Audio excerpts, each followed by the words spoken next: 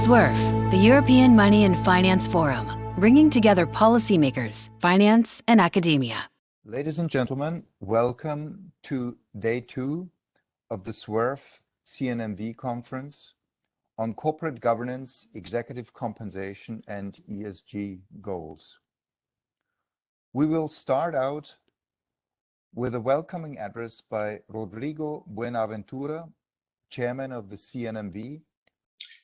Thank you, Ernest. Good afternoon, good morning, good evening to all of you, depending on from which time zone you're connected to this SUERF-CNMV conference on corporate governance, executive compensation, and ESG goals. I would like to first thank all the practitioners, academics, representatives of institutional investors, and members of different regulatory bodies for joining us on this conference with the goal to advance our collective understanding of the relationship between executive compensation and ESG goals. This is perhaps one of the most pressing and challenging issues around corporate governance that firms face today. The support from investors for ESG goals has become increasingly strong in the last few years, embracing the idea that businesses should be part of the solution for the environmental and social challenges and not just part of the problem. Of course, as long as business can follow the old Benjamin Franklin advice of doing well by doing good, profits and social welfare are in synchrony. When profits, of course, can be increased by reducing pollution or by every measure to improve employee satisfaction, ESG goals are welcome by all stakeholders, by definition. However, we should be concerned mainly about those situations in which managers must actually make a choice. Situations where doing good will not necessarily lead to doing well.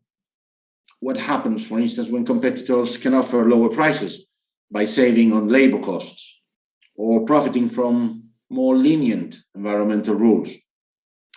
Back in 1970, Milton Friedman's advice to this question was that in these situations, doing well should prevail because of the crucial social responsibility of businesses, that is, to increase their profits, in his mind. Is this still true in today's world? I personally don't think so. The question is, will ESG goals have to yield when they are in conflict with profitability? In a global competitive environment, we cannot take for granted that a focus on ESG will be a winning strategy unless we find a way to ensure that managers will have the right incentives to pursue long-term social goals when the going gets rough. This is why the focus of this conference is so relevant precisely for listed companies that want to promote ESG goals, and for us, the supervisory and regulatory community that are in charge of investor protection or transparency of information in financial markets. The design of incentives and compensation for top managers that are aligned with long-term goals on ESG or around ESG is therefore a compelling priority. From a regulatory perspective, over the last decade, we have made significant improvements, I would say, in ensuring that transparency of managerial compensation gets through the system and in making boards accountable for their design. In particular, to ensure transparency, all Spanish listed firms are required to disclose annually a very comprehensive report with the details of the remuneration of all their board members. And accountability has also been a major concern for us. And for instance, since 2014, all listed firms in Spain must have a nomination and compensation committee with a majority of expert and independent directors.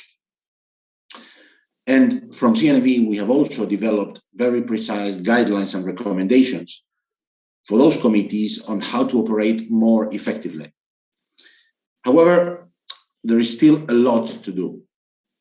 Current remuneration practices are not yet aligned with the pursuit of ESG goals. Moreover, we know that compensation packages for top management are vulnerable to distortions from imbalances in control, information, and expertise. Of course, the devil is then in the details of precisely designing executive compensation based on measures of sustainability and progress in ESG issues. Developing these measures and integrating them in compensation packages is a great challenge that is now only starting to become apparent in some sectors. Yesterday, you gained at the conference a deeper perspective on these problems with different contributions from the angle of financial institutions, fund managers, and large and small firms. In particular, we heard about challenges faced by large investors in trying to combine the goal of offering the best opportunities in terms of return for their investors, while at the same time pursuing socially demanded goals.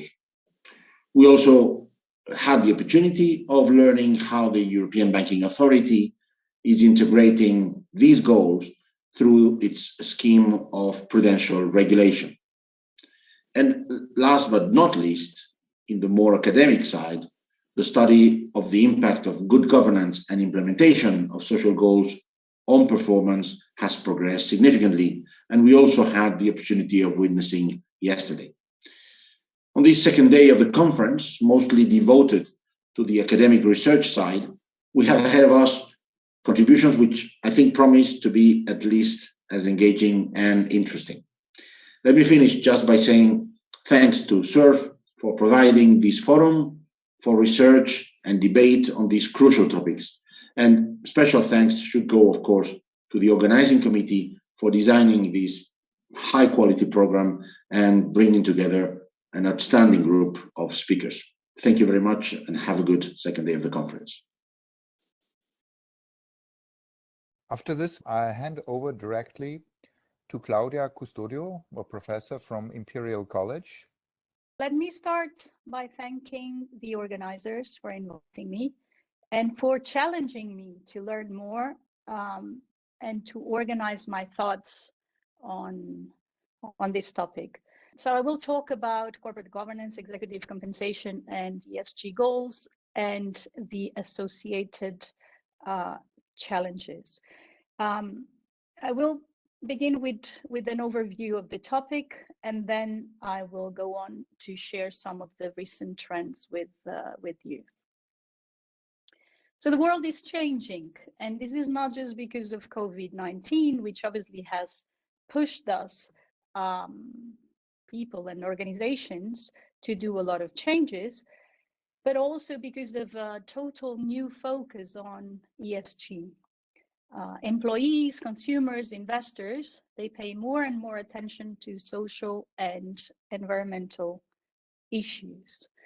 So, for example, it is documented that workers earn about 10% lower wages in firms that operate in more sustainable sectors.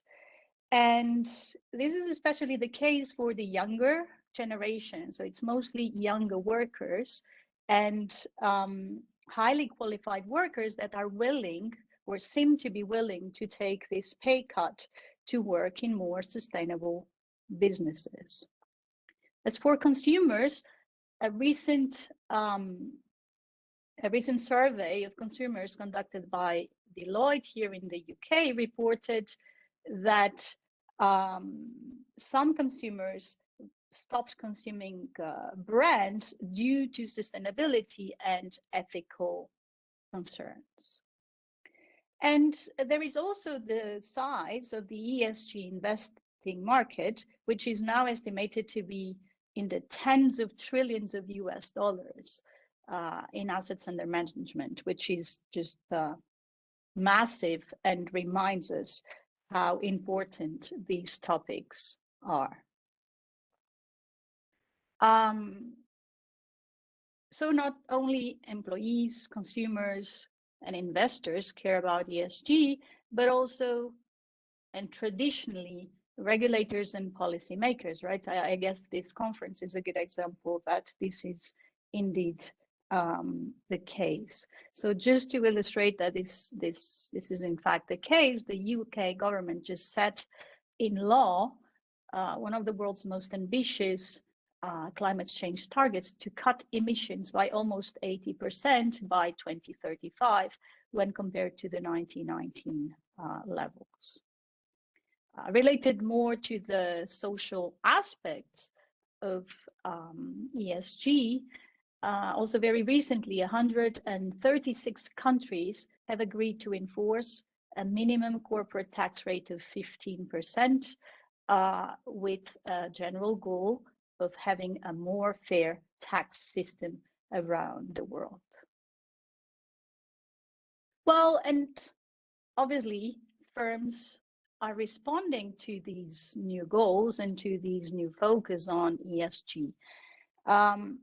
This was on the news very, very recently. So State Street, which is actually the second oldest investment company in the US continuously operating still, has just announced that hiring white males will require a special approval and a justification for not hiring women or an ethnic minority candidate. But let me take one step back and just to remind ourselves of what ESG is about, because this is about a long list and a complex list of issues. On the environmental side, this is obviously about climate change and the needs to reduce carbon emissions. Is about the usage of natural resources and the consequences and the need to reduce pollution and waste. Social is mostly related to the working conditions, to consumer and product responsibility, and also more general society issues. Last, governance, I would say traditionally has been focused on shareholder rights, with very practical implications for how the boards of companies are composed, on how management is compensated, which type of incentives, but also on how we deal with fraud and bribery in companies, in corporations in general. Well, just to mention a few aspects, the list is obviously very long. And let me also remind ourselves that the G in ESG is for governance, and the focus on G has actually been there for a long time. This is not a new thing.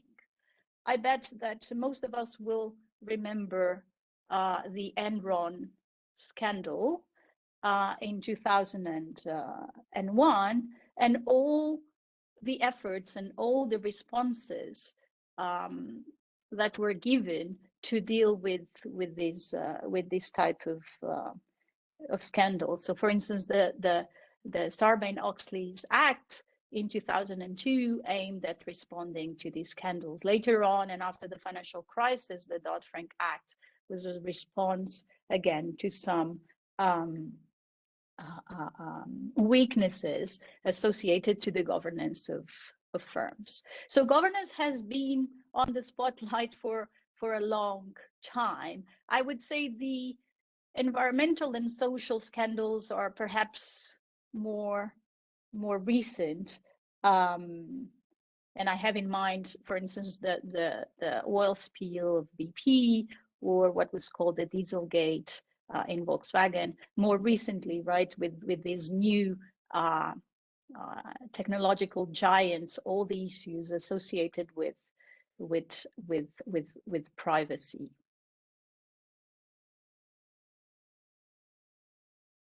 So what is driving this most recent focus on the E and S of ESG?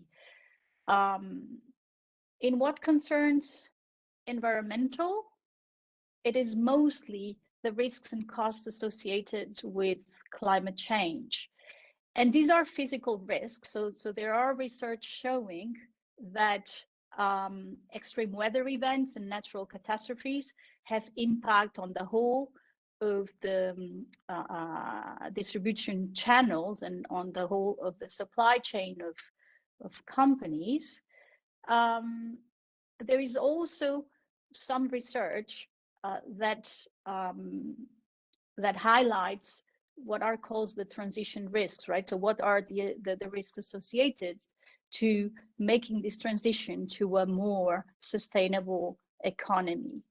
And actually, two of my colleagues at Imperial College, Patrick Bolton and Martin Kasperczyk, so they have shown that the carbon risk is already incorporated and priced into markets. So they document what they call a carbon premium that is being required for firms that have a greater exposure to these types of risk.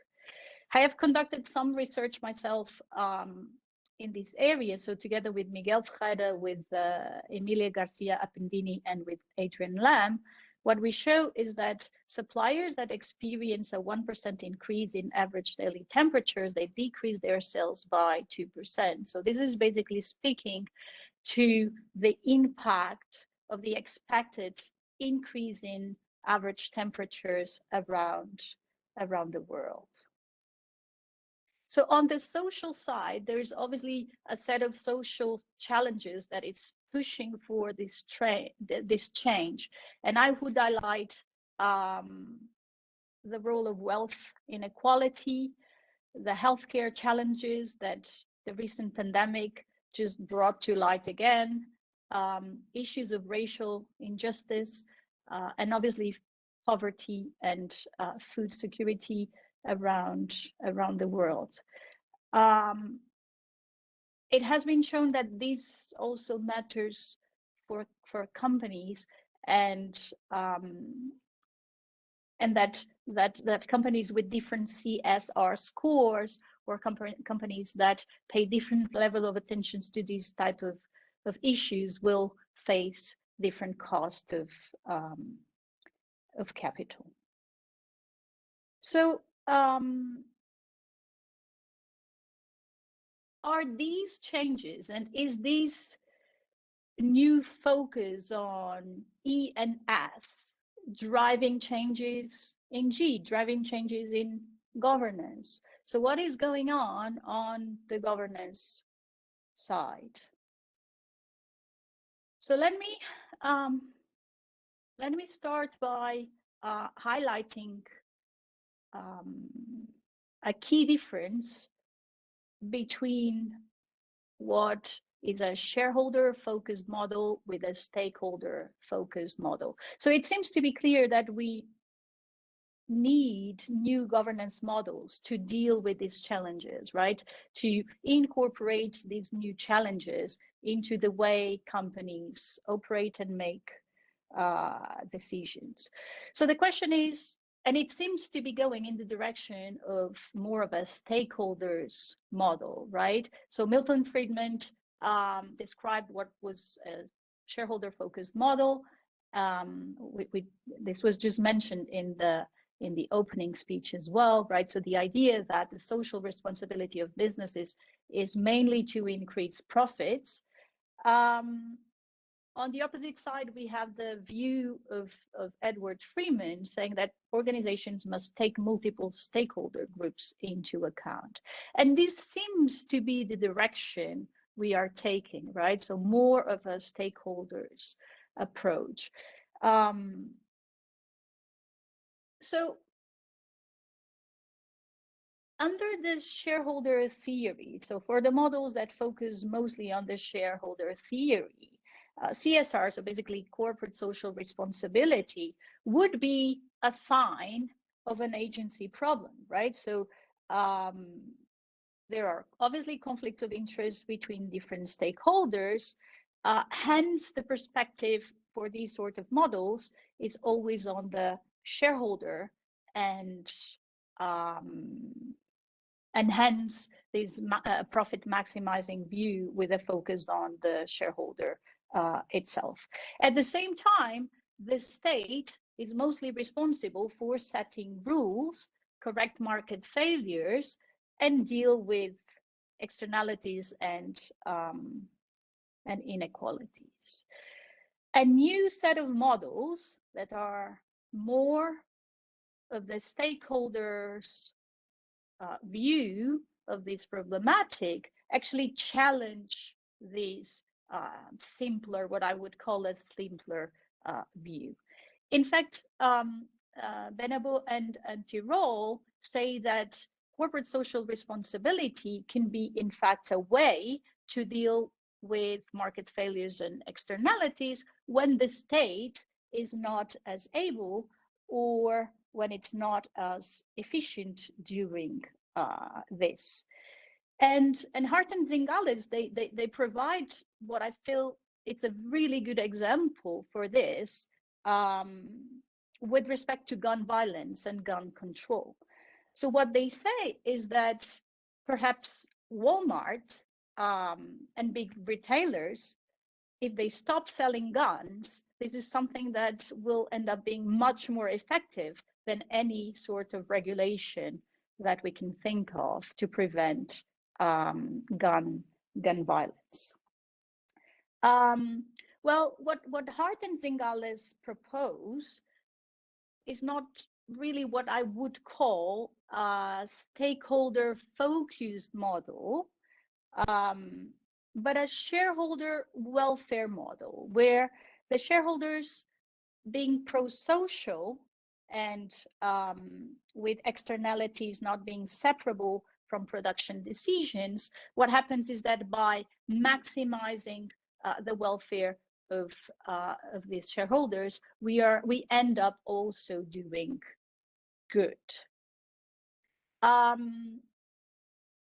Edmonds has quite a related approach to this, and he has launched a recent book, which is about this new pie theory. There's the old Modigliani and Miller's pie theory, and this is a new one with respect to corporate governance. And what Edmonds claims is that value creation is not about firm value, but about society value.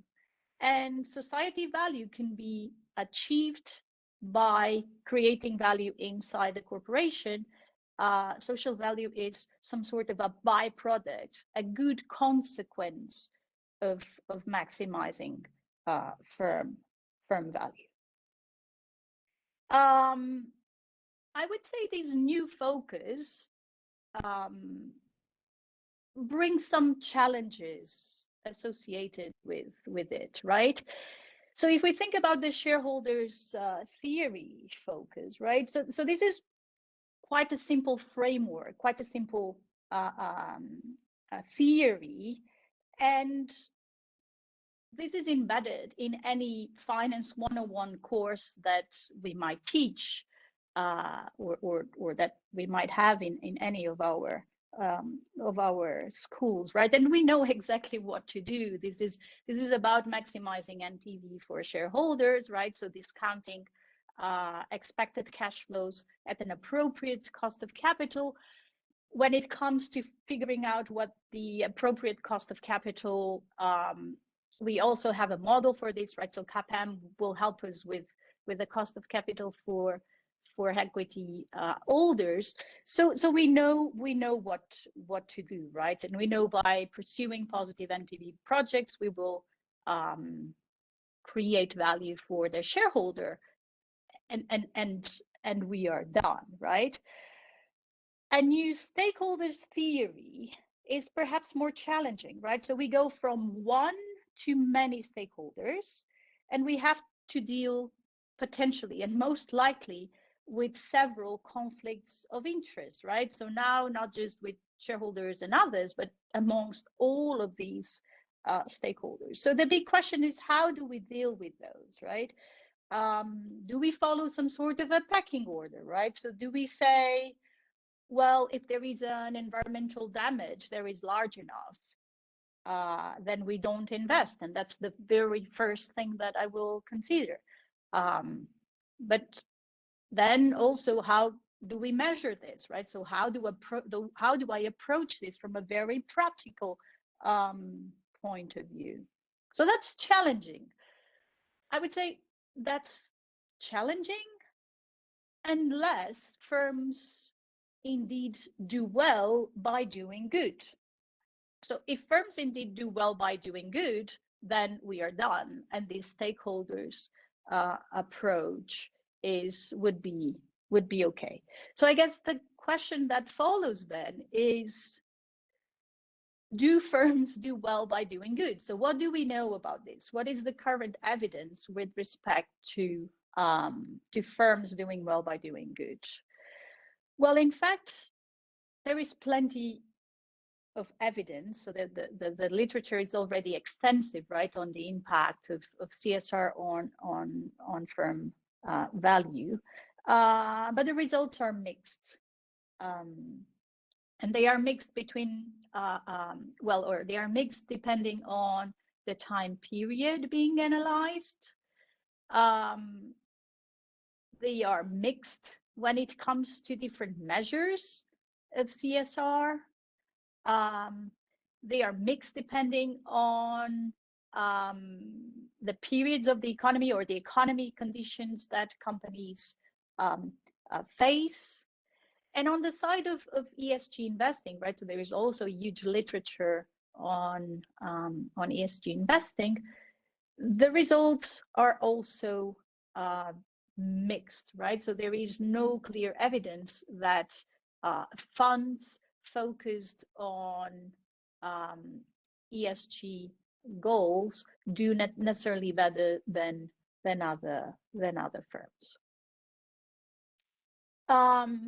In addition, right, and if we think about the Zingales type of model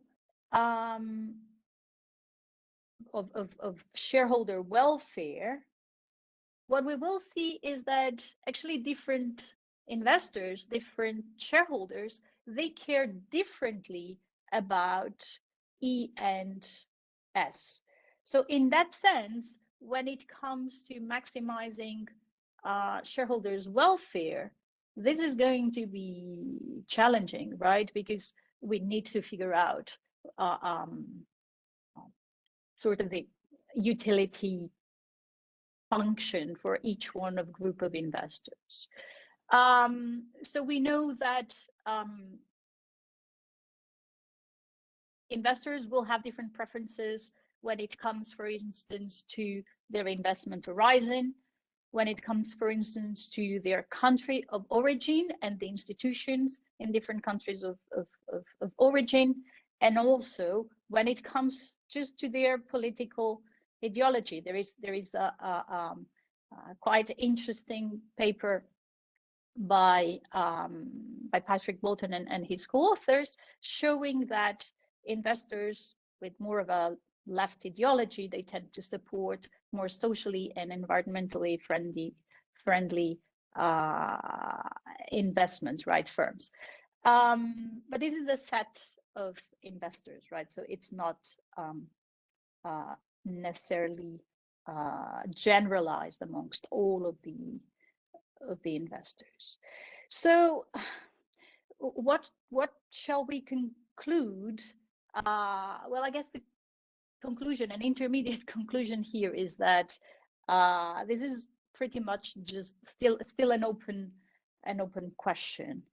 And in light of these intermediate conclusion, and that this is an open question, but with all of these challenges in mind, let me zoom in what is one of the main topics of the conference, which is executive compensation, And let me show you a set of trends and correlations that hopefully will provide some more food for thought.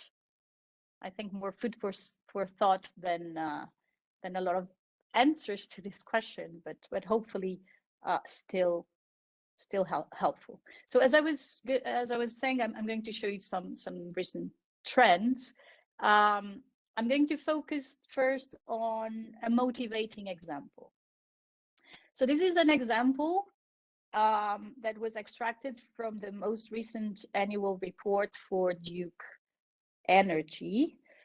And if historically executive compensation was mostly tied to financial goals and metrics, what we can see, and again, this is a good example for this, is a very strong shift, not necessarily away from these financial goals and metrics, but also to incorporate ESG goals. So Duke Energy has a very explicit goal, strategic goal, with respect to reducing carbon emissions and methane emissions by 2030. And what they do is that they also incorporate this goal into their compensation goals. So more specifically, what do they do? So they focus not only on, so these are all goals that that Duke Energy states in their compensation part of their report. And here you can see not only the environmental goals that were mentioned as a strategic objective, the carbon reduction and environmental events, but also goals that are more related to the social aspects of ESG.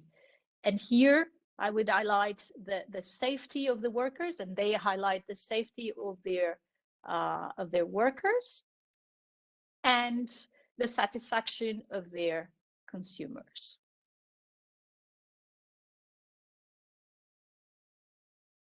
So more precisely, we will see those as short-term incentives and long-term incentives as well, but mostly as short-term incentives. So here you can see the environmental goals, the safety goals, the safety of the workforce, and also customer satisfaction.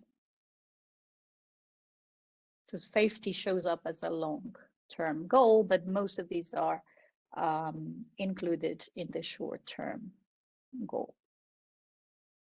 So this is just a motivating example. This is one firm, but actually we can see this as a much more general trend.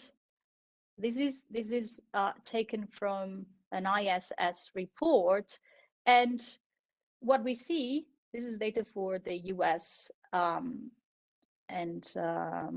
so US, Canada, Europe, Australia, New Zealand. And what we see is that there is an increasingly higher number of companies that have at least one ESG goal set in their compensation packages.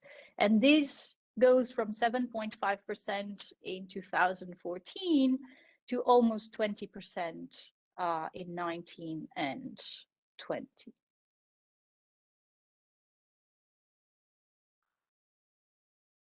So if you check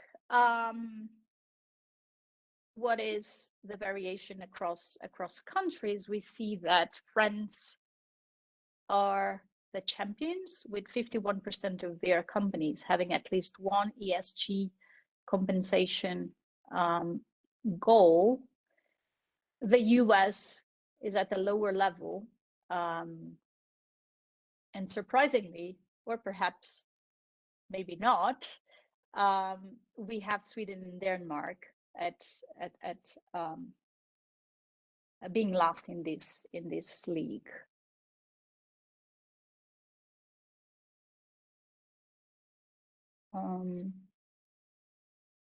Sorry, I skipped one slide.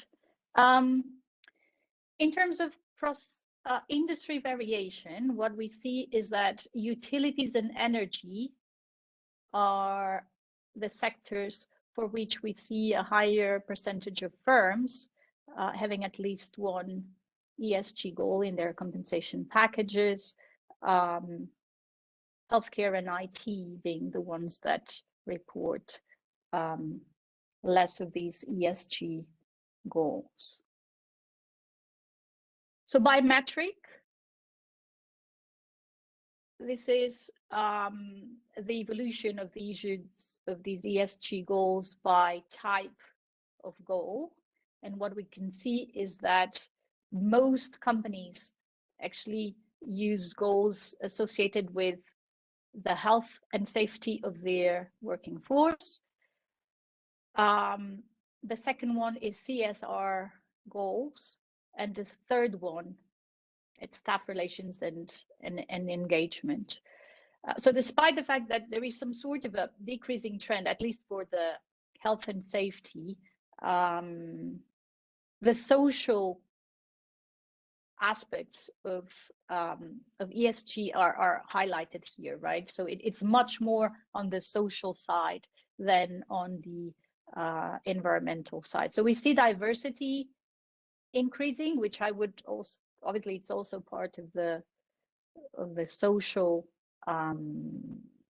topic. I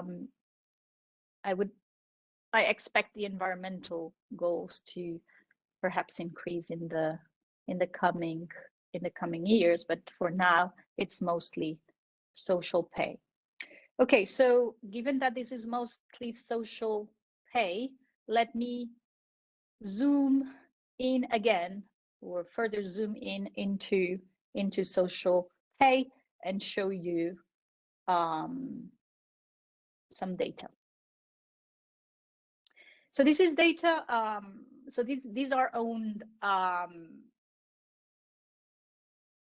my own graphs and my own calculations. Here, I must say this was also with the help of Ben Bennett, who is actually one of my co-authors in an executive compensation paper. And we have used data from Incentive Lab, and this is US firms.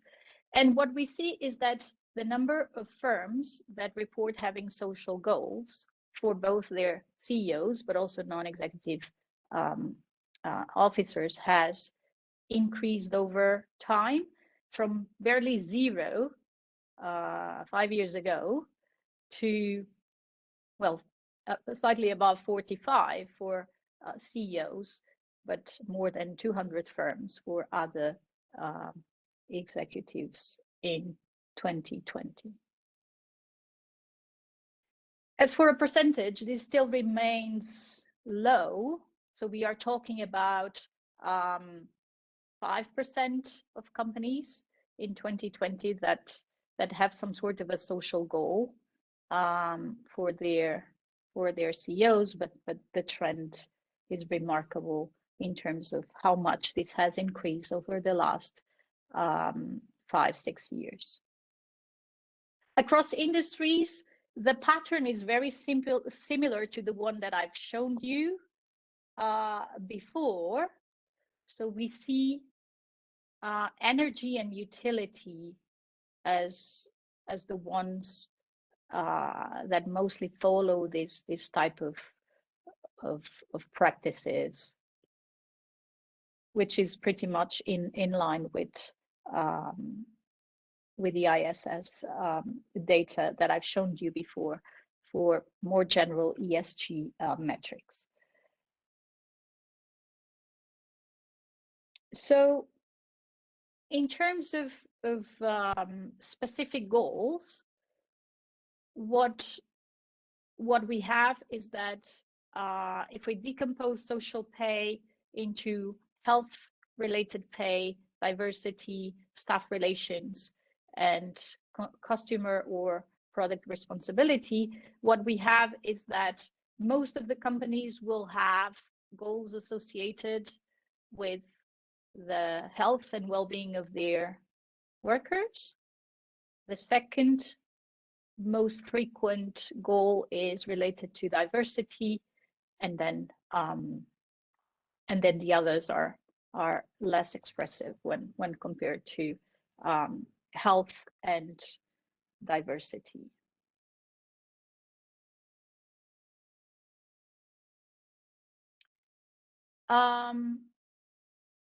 This is similar. So the table before was for CEOs. I forgot to mention this. This is for other executives, but the pattern is very, very similar.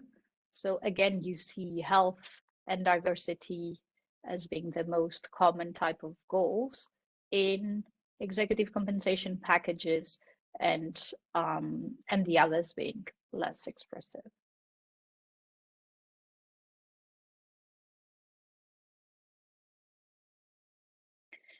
So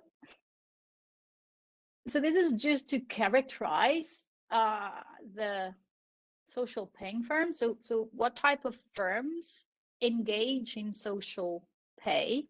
We are talking about companies that are larger, that have a lower Q, so Q being a measure of growth opportunities, or some people take it as a measure of value. I would take it with a grain of salt, but so again, larger companies with lower Q. Also companies that seem to be more conservative on the financial side, with lower debt and slightly higher cash levels. And they have lowered that despite of actually being firms with more tangible assets, right? So we saw already these are mostly companies in the utility and and energy sectors. So maybe it's not surprising that here we also see tangibility being higher for the firms that engage in social pay.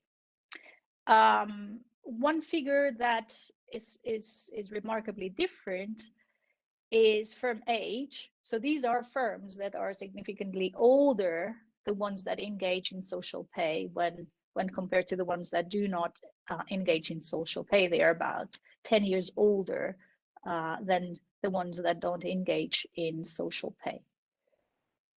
And the last thing to highlight is in terms of investment, right? So the ones that engage in social pay seem to invest more in fixed assets. The ones that do not have social pay seem to invest more in R&D and engage more in acquisitions, and they also advertise more. I'm almost concluding, so I'm going to show you now some correlations. So yeah, please don't take this as there is no causation here, right? This is just I'm showing you some regression results where we have social pay indicator on the left-hand side, and a set of firm characteristics and other governance variables on the right-hand side.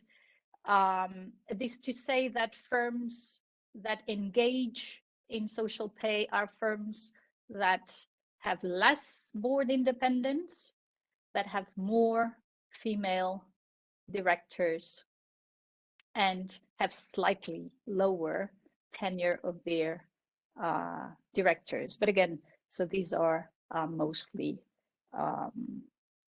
correlations. And this is bringing me to my last slide, which is not a conclusion slide. So I did not write conclusion at the top on purpose. So I will finish, but I won't conclude much. So in light of these recent trends, and in light of all of these challenges, I wanted to finish with a set of questions. that hopefully will provide some food for thought. So the first one is what is the future of governance models, right? So what is going to be the main model of governance for the future? Are we indeed going to stick to these more of the stakeholders approach, or will this reveal itself just to be too challenging? The second one is ESG pay optimal, right? So we do see that companies seem to be following this trend of adding more ESG goals to their executive compensation. Because even if we think that ESG as strategic goals might be optimal, maybe ESG pay goals might not be needed, right? So think in terms of the stakeholder focused theory, right? So perhaps shareholder welfare maximizing, or the pie theory of admins, right? So maybe we just need to maximize firm value, and all of these will just come as a byproduct, right? It's not obvious, right? I'm not taking one side or the other. I'm just saying that for this is not obvious. Another challenge here is measuring and benchmarking, right? People say what gets measured gets managed, but how easy is it to measure and benchmark these ESG goals, right? So is there a role for these ESG ratings, and how much do we trust them, or to trust them to actually reflect ESG activities of companies? And last, what is the role of regulation, right? And are we going to have more rules in terms of disclosure that can help us in a sense to deliver meaningful answers to all of these questions. Claudia, many thanks for this really impressive overview. I also appreciate very much that you put these questions at the end, that you put in front of us that there are many open issues and there are many answers still missing. Maybe to get the ball rolling before I hand over to other people who might have questions to you. In the central bank, we are quite concerned with green finance and these things, and the topic of greenwashing is becoming a big one, a big concern. You showed that the share of firms, for instance, with ESG goals has strongly risen. I mean, these are very clear figures. But how can we be sure, and how is this assessed? Are these goals just stated in mission statements or in annual reports? So is it just paper, or is it actually evidenced by actual action? Now, I take from your last 10 slides or so that you do provide some evidence that firms really are taking action, but maybe you could still elaborate a little bit on this possible tension between words and deeds. No, thanks so much. So making the parallel, right? I find it interesting that you mentioned green financing and green bonds. I happened to discuss a paper on green bonds at some point in the past, and my main point on that one was the fact that there is a new dimension in which companies can now default, right? So in the past, they would default on their payments, right? And now with these green bonds, they can also default on their purpose, right? So they can say, well, we are raising money to construct, say, a new energy efficient plant, right? And this is a green bond because of that, but they might end up even paying the cash flows, but not be so green in the end, right? So I think this dimension of greenwashing and defaulting on the purpose is a really important one. Well, when it comes to compensation and firms actually doing what they are saying they are doing, well, in fact, what the data that I've shown is the last part. So this is from actual data from executive compensation contracts, right? So we do see that these goals are set on the CEO's contract. A question that one might have is how strong are these as an incentive, right? Because obviously I haven't shown you that, right? But in terms of weights in their incentives, that this goes with many other goals, right?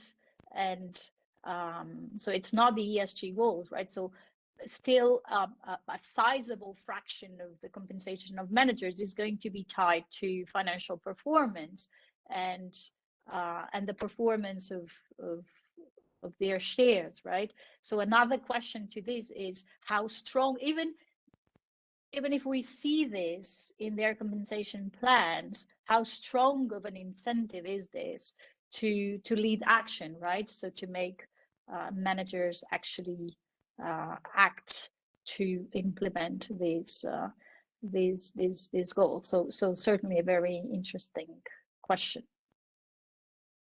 So I understand that Eudald has a question for you. Eudald? Yes, Claudia, well, first of all, thank you very much. It's been an impressive presentation.